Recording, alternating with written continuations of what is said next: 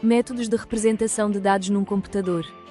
Qualquer que seja a linguagem de programação utilizada para escrever o programa, ela deverá ser convertida para código-objeto, código binário. Essa conversão também inclui dados que tenham que ser alterados para estarem numa forma apropriada para serem usados na ALU, exemplo, números inteiros ou fracionários. A ALU, para efetuar uma soma, por exemplo, executa passo a passo uma série de micro-operações, verificar sinal dos números, verificar o tipo do número, etc.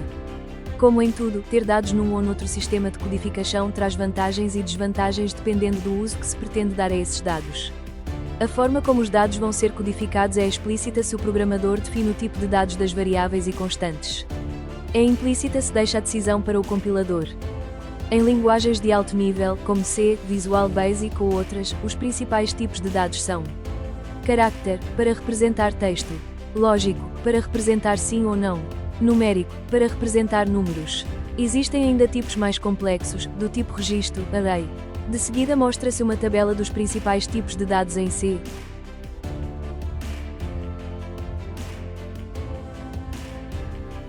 Nos sistemas digitais, tudo o que nele é registado está em código binário. Em linguagem assembly, as notações numéricas podem estar geralmente em decimal, hexadecimal. Convém deixar claro que o normal é utilizar a notação binária ou decimal, pois mentalmente é mais fácil para o programador visualizar os bits no CPU. Isso vai facilitar a análise e depuração do programa. Repare que o uso de hexadecimal é um compromisso entre o binário e decimal. Se tiver o valor 1F, para converter em binário é só preciso saber que o 1 corresponde aos 4 bits mais significativos e o F aos 4 bits menos significativos, assim em binário seria 0001111.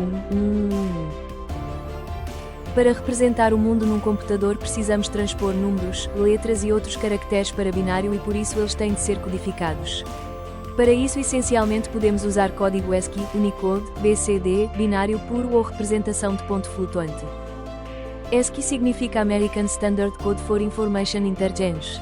Este código contém as letras do alfabeto, dígitos decimais de 0 a 9 e alguns símbolos adicionais como um número binário de 7 bits, tendo o oitavo bit em 0, ou seja, desligado. Deste modo, cada letra, dígito ou caractere especial ocupa um byte na memória do computador. Podemos observar que este método de representação de dados é muito ineficiente no aspecto numérico, uma vez que no formato binário 1 byte não é suficiente para representar números de 0 a 255, com o ASCII podemos representar apenas um dígito. Devido a esta ineficiência, o código ASCII é usado, principalmente, para a representação de textos. Código Unicode. Unicode é um padrão internacional de codificação que atribui um número único a cada caractere de qualquer língua ou símbolo, permitindo que textos de diferentes idiomas sejam representados e lidos corretamente em qualquer computador ou sistema. Cada caractere é representado por 16 bits, na verdade há variantes de 8, 16 e 32 bits, podendo representar 65.536 caracteres, ou mais se 32 bits. Atualmente já 155.000 caracteres estão codificados em Unicode. Código BCD. Neste método grupos de 4 bits são usados para representar cada dígito decimal de 0 a 9. Com este método podemos representar 2 dígitos por byte de informação. Vemos que este método vem a ser muito mais prático para a representação numérica do que o código ASCII. Para o exemplo, em ASCII com 2 bytes é possível representar números de 0 a 99, sem sinal. Em BCD, os mesmos 2 bytes permitem representar números de 0 a 9999, sem sinal. Este formato, BCD, é principalmente usado na representação de números grandes, aplicações comerciais, devido às suas facilidades de operação. A sua grande vantagem está na facilidade em que depois se faz a conversão para decimal. Binário puro. Os valores numéricos também podem ser codificados em binário puro, nesse caso cada byte pode representar até ao número 255. Já com 2 bytes é possível representar até ao 65.536, recordar que em BCD o valor máximo era 9.999. Como vemos, a gama de representação é mais alargada, contudo para converter para decimal o processo é mais complexo, ou seja, o computador vai ter mais tarefas a executar para mostrar os caracteres correspondentes ao valor. Ponto flutuante. A notação em ponto flutuante é conveniente para registar números muito grandes ou muito pequenos. Como o processador faz multitasking? Quando um processador está a atender um programa e para atender outro, ele simplesmente copia todos os registros associados para a RAM e o processador continua a trabalhar em todas as outras tarefas que tem para fazer. Ou seja, inicia um processo, grava imagens do processador associadas a esse processo na RAM, trata de outras tarefas em espera e quando voltar ao primeiro processo, carrega da RAM para o processador a imagem que estava gravada e retoma a partir daí. Tudo isso acontece a uma velocidade tal que a sensação é a de que está a executar tudo em simultâneo. Outro aspecto relevante na forma como os processadores x86 funcionam, prende-se com o endereçamento virtual. Isso é bem visível quando se analisa um programa com o software WinDbg. Seria uma coincidência estranha que, com todas as outras tarefas de um microprocessador, ele conseguisse carregar as respectivas instruções de um programa sempre para as mesmas posições. Sucede que muitos executáveis são criados dando indicação de qual o endereço inicial que devem ocupar. Este endereço não é um endereço real, mas sim um endereço virtual. O microprocessador tem ainda uma unidade chamada de MMU, Memory Management Unit, tabela de páginas, que traduz o endereço virtual para endereço físico. Enquanto os endereços virtuais aparecem sequencialmente, os verdadeiros endereços são aleatórios. Na imagem vemos a análise de um programa. Na parte superior da janela é possível visualizar a informação guardada nos registros do processador. No fundo vemos a sequência de instruções a ser executada. E, repare que do lado esquerdo aparecem os endereços de memória de cada instrução. Sempre que o programa é executado, vêm-se os mesmos endereços, para as mesmas instruções. Isso é assim por causa do endereçamento virtual. Estamos agora a ver um pequeno programa exemplo. Repare na primeira linha A100. Essa linha dá indicação ao processador para colocar o código a partir da posição 100. Isso é endereçamento virtual, pois o processador na realidade vai fisicamente colocar essas instruções em outras posições. Vamos agora focar-nos nas interrupções internas por software. Certas interrupções são criadas e geradas pelo hardware interno do CPU e não é possível modificá-las. É o que ocorre, por exemplo, com a atualização do contador do clock interno. O hardware chama esta interrupção muitas vezes durante um segundo. Não nos é permitido gerir diretamente esta interrupção, uma vez que não se pode controlar a hora atualizada por software. Mas podemos usar os seus efeitos no computador para o nosso benefício, por exemplo para criar um virtual clock atualizado continuamente pelo contador interno de clock. Para tal, precisamos apenas ler o valor atual do contador e transformá-lo num formato compreensível pelo utilizador. Teclados, impressoras, placas de comunicação, entre outros, são exemplos de dispositivos externos que geram interrupções. Não é possível desativar as interrupções externas.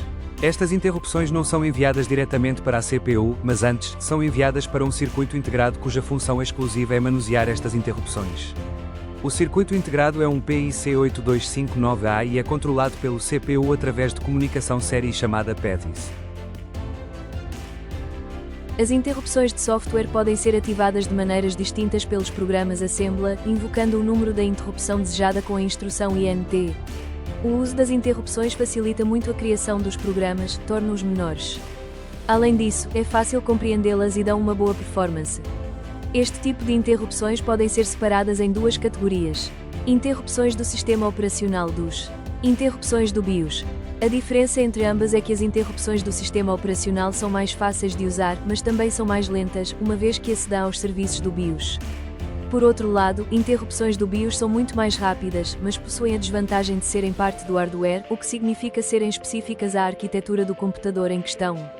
A escolha sobre qual o tipo de interrupção usar irá depender somente das características que desejarmos dar ao nosso programa. Velocidade. Usamos BIOS. Portabilidade. Usamos DOS. Interrupção 21. Propósito. Chamar uma diversidade de funções DOS. Esta interrupção tem muitas funções. Para aceder a cada uma delas é necessário que o número correspondente da função esteja no registador AH no momento da chamada da interrupção. Com 02 no registro H, exibe um caractere no ecrã, com 09 no registro H, exibe uma cadeia de caracteres. Com 40, escreve num dispositivo ou ficheiro. Agora as funções que associadas à interrupção 21 permitem a leitura do teclado. Lista de funções para trabalhar com ficheiros. Interessa neste ponto um parênteses para falar da gestão de ficheiros. Há dois modos de trabalhar com ficheiros. O primeiro é através de FCB, blocos de controlo de ficheiro. O segundo é através de canais de comunicação, também conhecidos como sendles. O primeiro modo de manusear ficheiros tem sido usado desde o sistema operacional CP/M, predecessor do DOS, logo permite certas compatibilidades com muitos ficheiros velhos do CP/M bem como com a versão 1.0 do DOS, além deste método permitir-nos ter um número ilimitado de ficheiros abertos ao mesmo tempo. Se quisermos criar uma partição de um disco, a única forma é através deste método Isheru, o segundo é através de canais de comunicação, também conhecidos como sendles. Há dois tipos de FCB, o normal, cujo comprimento é 37 bytes, e o estendido, com 44 bytes. O FCB é composto de informações dadas pelo programador e por informações que ele obtém diretamente do sistema operacional. Quando estes tipos de ficheiros são usados, só é possível se trabalhar na pasta atual, pois FCBs não fornecem suporte ao sistema de organização de ficheiros através de pastas do DOS. Vejamos um exemplo de código assembler para abrir um ficheiro FCB.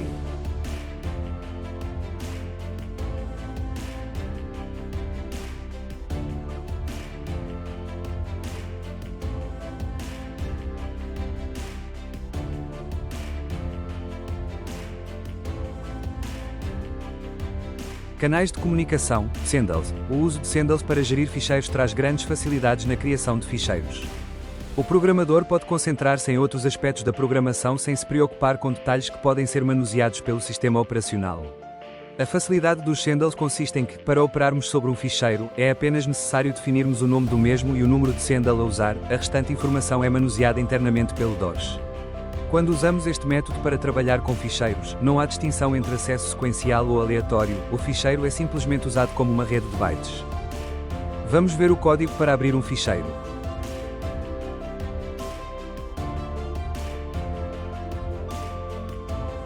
Sem uma análise detalhada, vê-se que é mais simples e curto que em FCB. Em FCB, os metadados do ficheiro são guardados numa estrutura fixa, na versão estendida com tamanho de 44 bytes. Estes metadados são guardados na memória de programa. Já no método de sendles, ou canais de comunicação, apenas é guardado o identificador numérico do sendle. O armazenamento dos metadados é gerido diretamente pelo sistema operativo.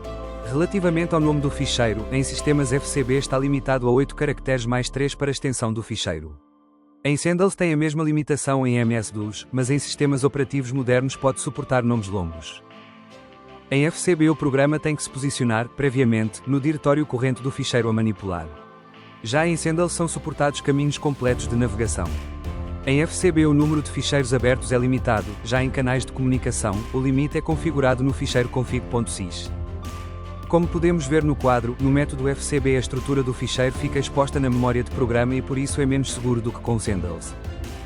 O acesso aos dados do ficheiro também é mais flexível com sendles do que em FCB.